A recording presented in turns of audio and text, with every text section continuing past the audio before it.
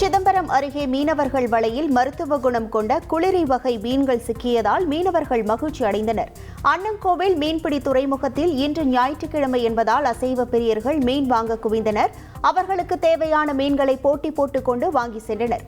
இந்த குளிரி வகை மீன்கள் ஒரு கிலோ ரூபாய் 250 முதல் 300 ரூபாய் வரை விலை போனதால் மீனவர்கள் மகிழ்ச்சி அடைந்துள்ளனர்.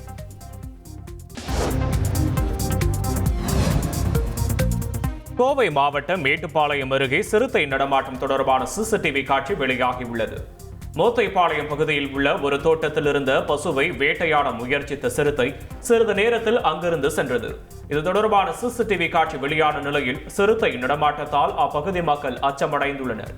வனத்துறையினர் சிறுத்தையை பிடிக்க நடவடிக்கை எடுக்க வேண்டும் என கோரிக்கை விடுத்துள்ளனர்.